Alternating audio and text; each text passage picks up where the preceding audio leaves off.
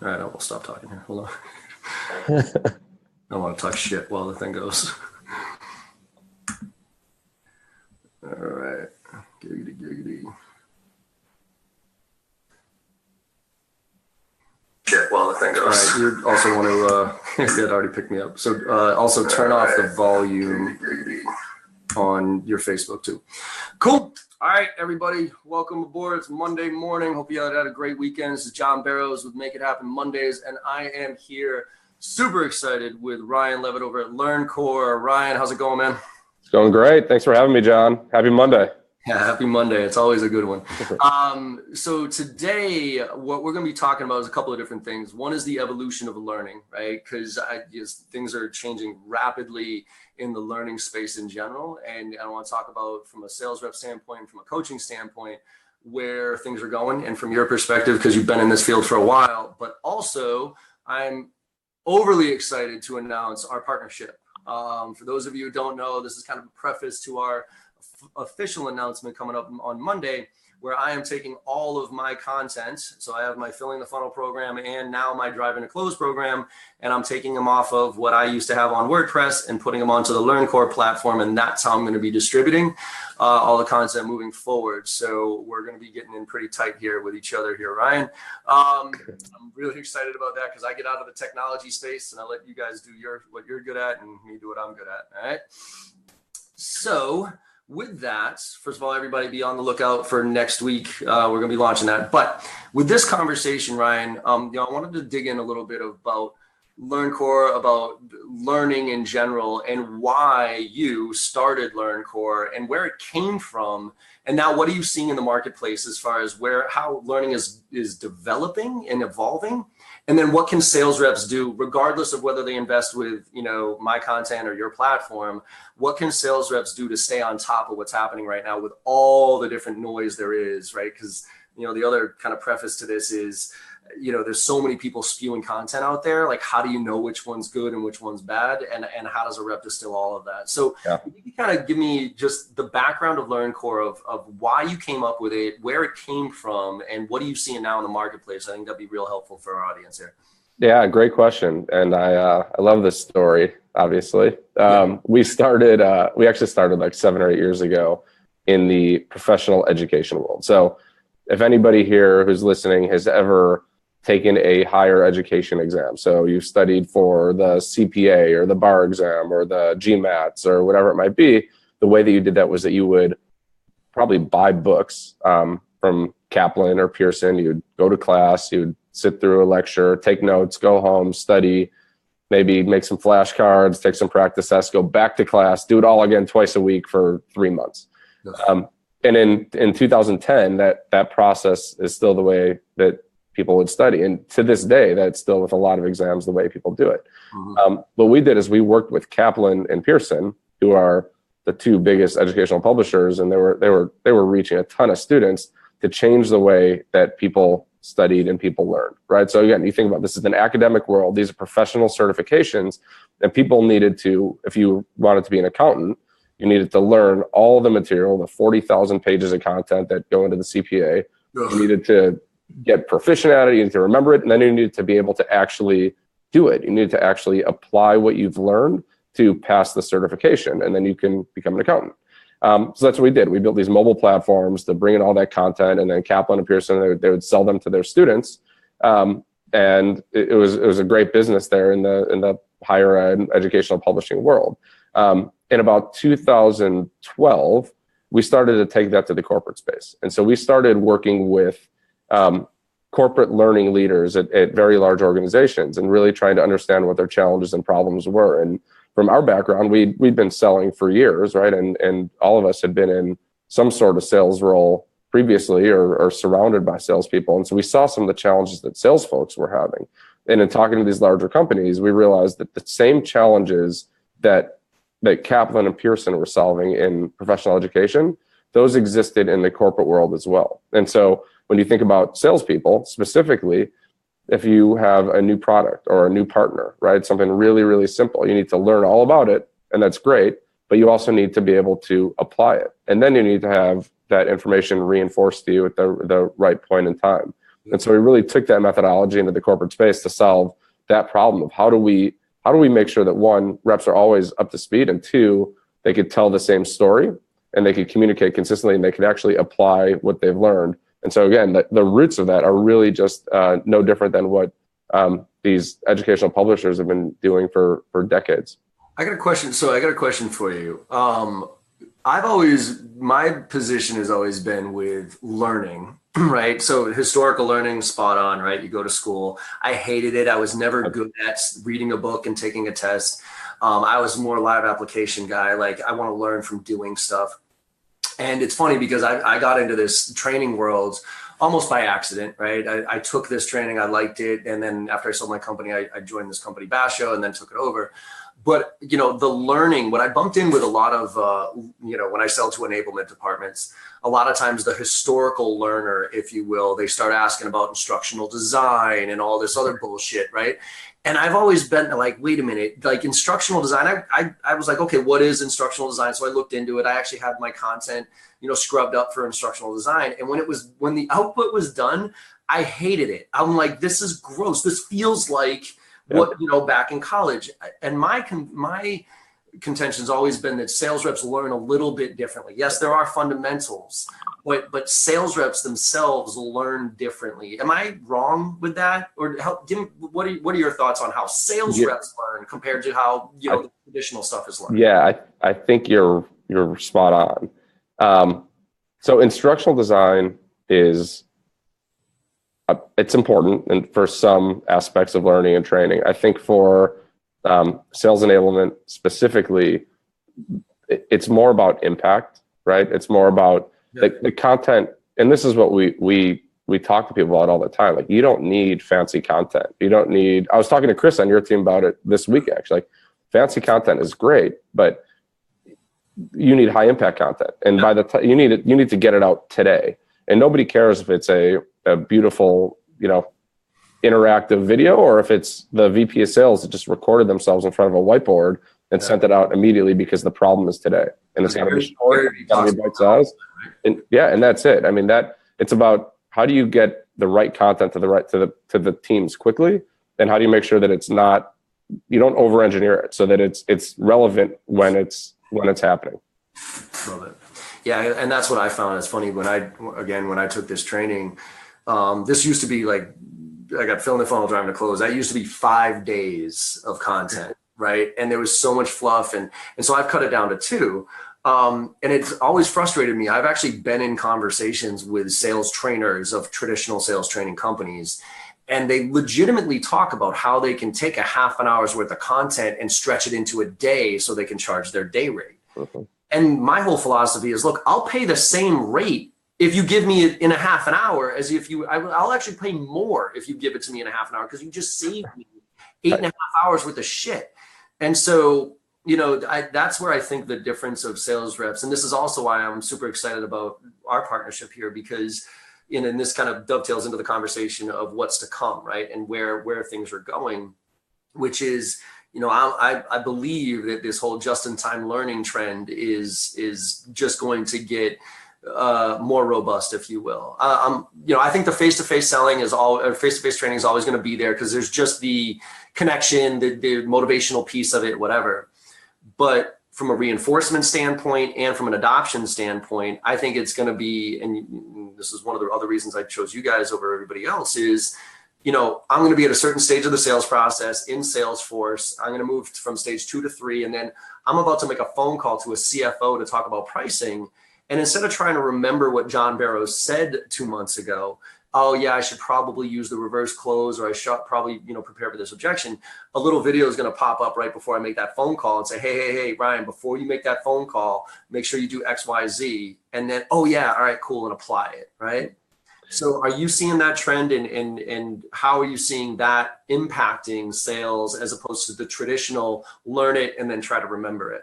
So back to, and taking a step back, and I'll get to the just-in-time learning in a second. You started talking about the way that salespeople learn, and sitting through an 8.5 hour, day, you don't retain anything. So we talk about this learning pyramid. And so through live sessions or videos or PowerPoints or written format, you might retain 20 or 30% of it.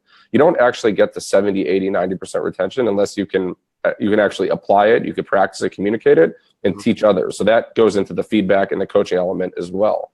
So crossing that entire spectrum is the way salespeople learn, right? It's not just sitting through a lecture and watching videos and saying, yep, now I can go sell it.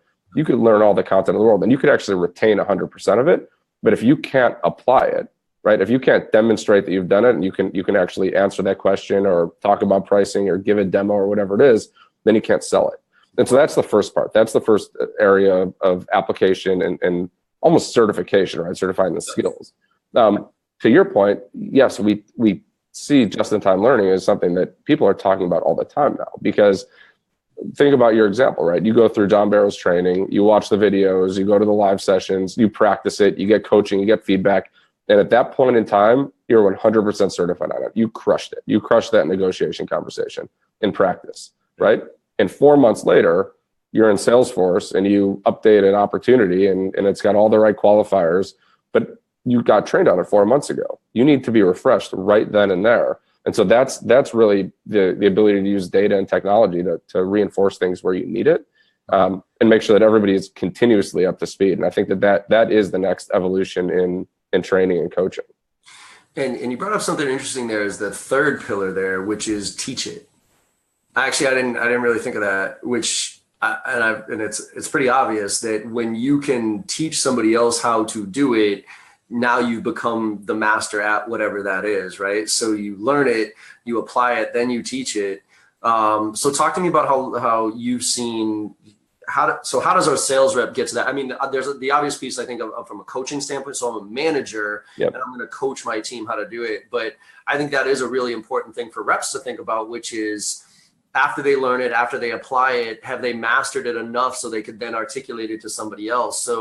So how can a sales rep do that in practice, if you will? So think about, we call them just peer reviews and just collaboration in general, right? So yes, the coaching aspect from your manager, that's huge. You practice something, you want to get feedback, you want your manager to give you coaching and make sure that you're doing things the right way and you're up to speed and on par with everybody else.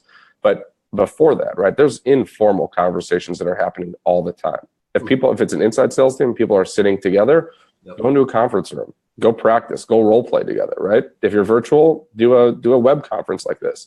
And honestly, and you and I, we talk about this all the time. It's on the reps, right? They need to actually practice. Like you think about a sports team, they don't just show up and play football once a week. They're practicing all week. They're thinking about it. It's important to them to make sure that they have the skills, they have the reps, that they're all on the same page. And it's not just the coach driving them, right? The best athletes, the best teams, it's the players that are driving each other and practicing with each other or shooting the extra, free throws after practice or whatever it might be. And that's the same thing that the best reps can be doing to make sure their skills are continuously sharp. It's not just relying on their manager. Yeah, it's funny you bring that. It's like, I'm going to bring up a Patriots reference here. So sorry, because I'm a homer, but it's, the Patriots. And by the way, good win the other night on the Bears. That was impressive. But with the Patriots, like Julian Edelman, who's like, a mini Tom Brady, or wannabe at least, he calls up Brady during the offseason. He's like, hey, can we just go to the field and just throw me as many balls as you possibly can? And Belichick didn't tell him to go do that. And it's funny, I was saying this earlier before we jumped on here, which is, Max over at Sales Hacker, I was watching this video that he posted on, or somebody posted about him talking at a conference, and it was talking about all these sales technologies, right? And he was saying, look, the best sales reps, don't wait for your managers or your companies to invest in these technologies. Like if you find a technology that you think can make a difference, spend the $50 a month on it and see see how it works, and then drive the results, and then have your manager come to you and say, hey, what's working so well? Why are you crushing it compared to everybody else? And you can say, well, I invested in SalesLoft and I spent $50 out of my own pocket because it's just making me super efficient and I can get way more done. And I think it's the same thing with learning, in the sense that so many reps wait for the company to invest in them when there are so many free resources out there. to learn from. I mean, forget about what you and I are doing here. There's Udemy for $50 a month. You get a massive access to content. There's LinkedIn Learning, for crying out loud. There's free shit on YouTube. The challenge is okay, what's real, what's good content and what's not. But at the end of the day, I look at it as long as it's not an unethical piece of content that somebody's putting out there to say do this, and it's a sneaky, sleazy, shitty thing to do, try it out. I don't know, it could work for you compared to me. My approach isn't, being from Boston, Massachusetts, I'm obviously directing in your face. Some people just don't have that person, like, oh, you guys out there in the Midwest, like, you're the nicest people on the planet out there in the Midwest, right? My mom's whole family. You just don't know us that well, John. No, well, Chicago, like outside of Chicago. There you go. So like my mom's whole family's from like Western Illinois, right? Nicest people on the planet. If they were to take my approach or do something that I did, it might just not jive with their personality. That doesn't mean that mine's better. It's just trying different things. And so I think the continuous education piece of a sales rep, the best sales reps I know, and correct me if I'm wrong on your end, but the best ones I know don't wait. They try to get that 1% better every day. They try to learn something new every day and apply it and figure out how to work it, right? It's also the whole learning landscape, the universe has changed. And I think the mentalities that people have has changed as well. Right. So like you said, they used to sit and wait for training to be pushed at them. And a lot of times that training was not high impact stuff. It wasn't these bite-sized videos. It wasn't, right, created by the business leaders. It was created by someone that doesn't even know their business, right, and doesn't even know how to sell, or doesn't have anything. It's not even about sales, but any functional area. And I think now what you're seeing is that people are asking for training. They're asking for feedback. They're asking for coaching. And that's half the battle, right? Even if you don't know where to go, yeah, you could throw it on Google and search for content, or you could just ask your leader, ask your VP, ask your manager, go to lunch with someone. It doesn't matter what it is, just go ask questions and learn. And that's as effective as anything. And it's one-to-one, it's very scalable. I don't care what anybody says. If you are an individual, you can do that all day, every day. You can just go and learn and ask people questions. As a team, that's where you need to think about scale, but it's the appetite that people have. I think you're right. And the one thing that, is evident to me as far as, again, the amount of information that's out there and the not waiting. I have always had this mindset of I can learn something new every day. You know what I mean? And there's something, even if I try and fail it, I learn way more from my failures than I do from my successes. And so, and there's just so much opportunity. The problem is I never, well, up until recently, I never was conscious of it. And this is actually a takeaway for people listening today, just from my experience. And I'd love to hear your kind of take on this, and if same thing happened to you.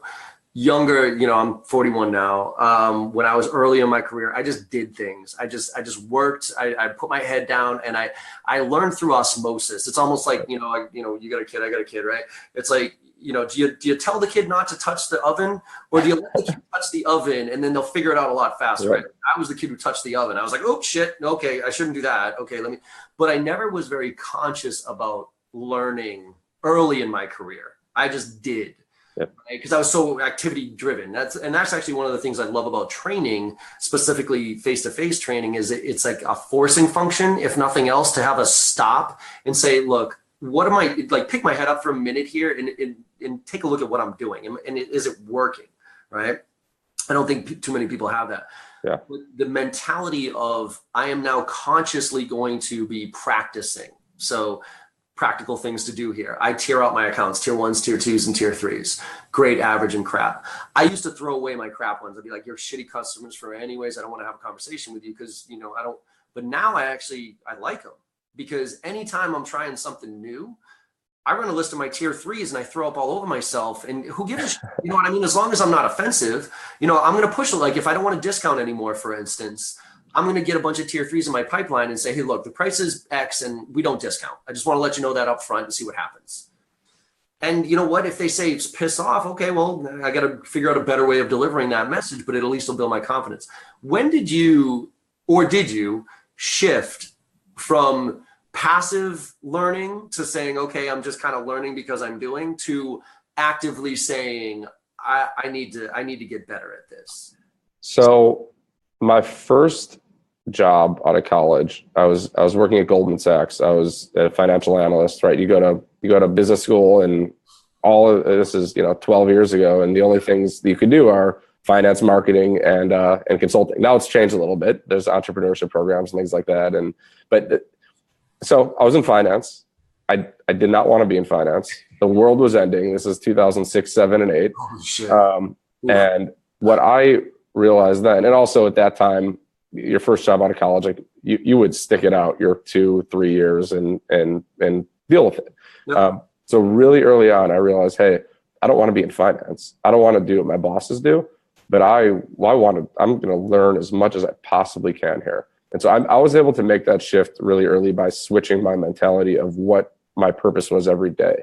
And something that I learned actually very, very quickly is that every single job in the entire world, and this is kind of bringing it full circle, is sales, right? Yeah. So whether you're in finance, whether you're an accountant, whether you're a lawyer, whatever it is, you need to have sales skills. And I was able to look across the floor and see the people that knew how to sell, right? They weren't being taught the skills, but they figured it out and they learned, and those that didn't. And so I surrounded myself with those folks and did whatever I could to learn from them and pick their brain on different things. So I was, I guess, fortunate and unfortunate, but I made this shift just because I wanted to make the most out of my 3 years there. Yeah, and I think it's an interesting shift, right? Because I think it's weird, like when you come in from a background where you had to learn a bunch of stuff, I think it's a little bit more, oh, I have to learn how to sell, so let me go educate myself. But I think a lot of sales reps just kind of evolve into sales. Yeah. Like for me, I got my marketing degree, right? Like I didn't really have to do shit in school to learn about marketing. I read a few books and kind of cut my way through. But I think the benefit I had was I've always been genuinely curious.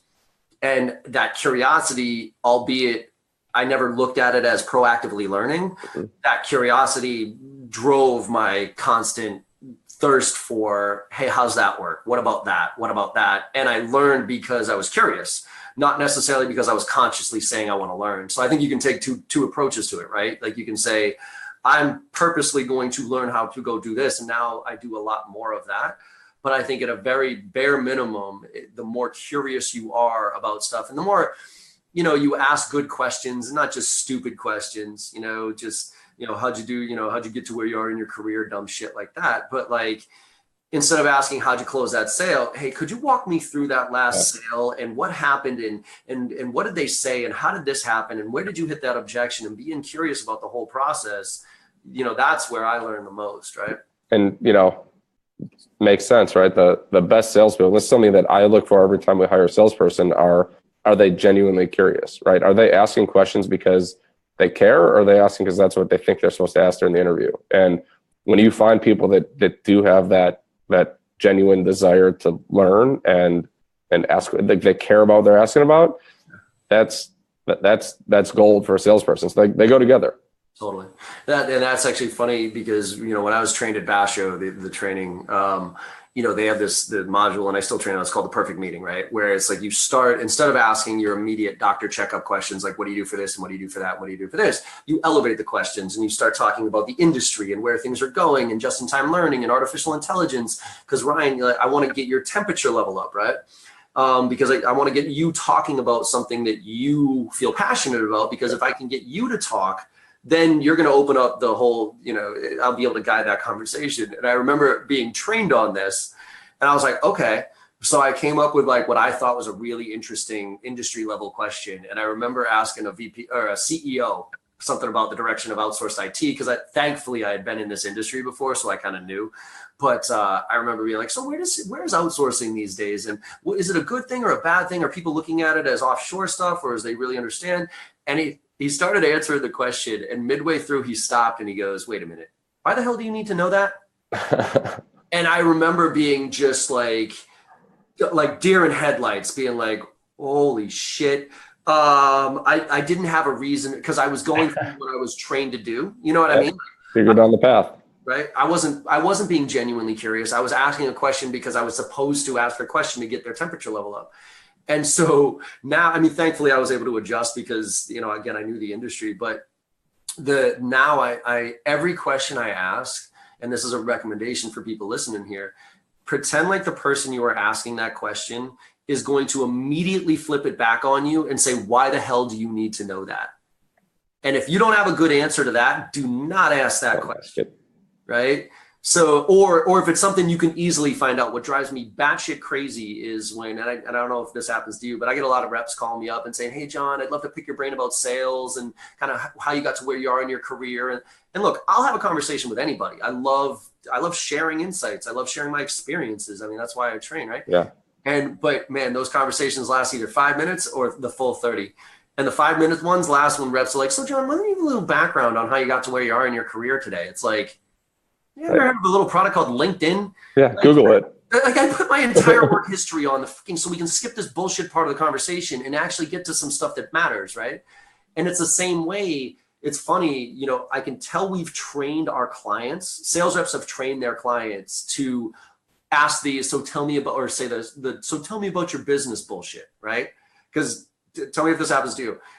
When you start a meeting with a client, they immediately dive into, well, let me give you a little background on us. You know, we were founded here and we've grown our business. And it's like, I feel awkward, but I interrupt them. I'm like, I know all that. Yeah. I get it. I was on your website. I did the prep. I know you were founded here. I know your target audience. I have some contextual questions here that about your history and your background, but you don't need to give me the overview here. I got it. Right. Do you find that too? We find that. And the other thing is that I think it's unnatural for salespeople right out of the gates to start asking very direct questions. Yeah. But the more direct and pointed questions you ask, the better the conversation is going to be, right? You're going to get more information than you ever could have imagined, but you don't want to hear about their business. Like, right, you Google it. You got the business. I want to hear about your pain points. I want to hear about why are we talking? Yeah. So. That's what I think. The most insulting thing you can say to anybody in today's world is tell me about your business, because companies spend thousands, if not hundreds of thousands of dollars on their website, on their marketing, on the SEO, on everything to tell the world about their business. And you walk in the door and that's the first thing you say, done. So anyways, we got a couple minutes left here, Ryan. I love the conversation as always. Talk to me about what's coming up. I mean, we'll talk about, again, the launch here, but talk to me about what's coming up for LearnCore. Like where are you guys headed? So we've touched on a little bit of it already today. I mean, there's this whole idea of leveraging data and analytics to make sure that the right content is always being delivered to the right folks when they need it, right? Based on the situations that they're in a sales cycle, based on who they're talking to, based on the any data that lives in Salesforce or elsewhere.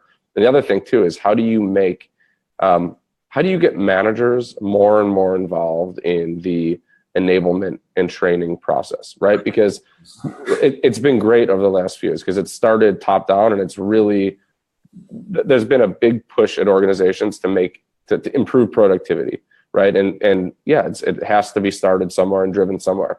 But now it's getting more and more managers to say, hey, I want this for my team. I need this for my team. I don't care what the rest of the organization's doing.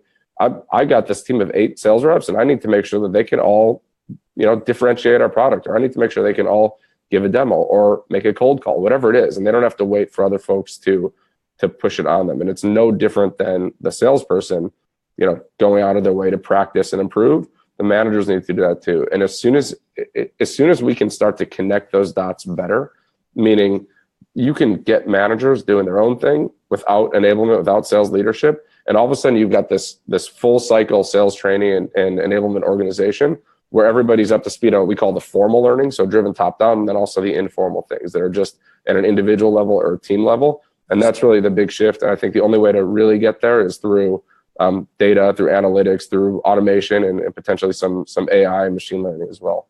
Love it. I love it, man. Yeah, and I think one of the reasons, just to let everybody else out there know why I decided to go with LearnCore over everybody else, two main reasons. The technology is what it is, and I think it works and it's great, but it's the vision that you guys have and how you're positioned, I think, better than most from an evolution standpoint. And also, we've talked about this to people. I think the biggest way that anybody can to differentiate these days of all the other, I'm a big believer that most of our products and services are being commoditized in the mind of the consumer. So the way you manage the sales process and the ethics you have behind your business make all the difference in the world. And so those two reasons, your platform and where I see the vision of where you guys are going, but also your team and how you approach things. We just had a client that we were working on together that I'm good friends with that, she shared with me that you guys literally walked away from what could have been an incredible opportunity because it just wasn't a perfect fit for you. You probably could have shoehorned your product into it, I'm guessing, but one of your reps I saw the email, it was incredible. It's like, hey, look, what you're trying to do is just not the right fit. I'd recommend going with X, Y, Z, and that type of credibility is huge in my opinion. So, I appreciate that about you guys. I'm psyched about our partnership moving forward here. And one more thing before I leave, I do want to just do a quick little plug. I got this Make It Happen thing. I did a Kickstarter today. I don't know if you saw it, but I got this book, which goes along the lines of what we're talking about, continuous education and making sure that things stick. So go check out Kickstarter, Make It Happen manuals. I'm trying to raise some cash so we can get this out to the masses. But any last words here, Ryan? No, thanks for having me, John. We are super pumped about the partnership as well. And we've already, we've been working together for about a year now. And I think that where we're going to take it in the next, few months and years is really exciting, and to evolve together will be a lot of fun. So, let's make it happen. Yes, I love it. And so just everybody look out for on Monday next week is when we are officially launching it. That's when you can get all the J Barrows content on the LearnCore platform. And yeah, let's drive it and driving to close, which is all my closing stuff I'm launching next week. So that, coming to the end of the year here, we're going to try to hit it out the park with negotiation, objection, and closing, so we can close out that year, but then fill in the funnel to keep next year on point, so we're not starting from zero at day one on January 1st. All right. Awesome. Well, Ryan, thank you again very much. And actually, I'll see you in 2 weeks, right, at the LearnCore event. When is that? It is 10/25 here in Chicago. 10/25. So if you're in Chicago, go to the LearnCore. What's it called? What's the LearnCore? It's called Core Connect. It is spots are filling up, but if you're in Chicago, shoot me an email, Ryan at LearnCore, and I'll see if we can squeeze you in. Awesome. Would love to see everybody there. Me and Doug Landis are going to be on stage for the first time at LearnCore, so it's going to be a blast. All right. It's a lot of fun. Thanks, John.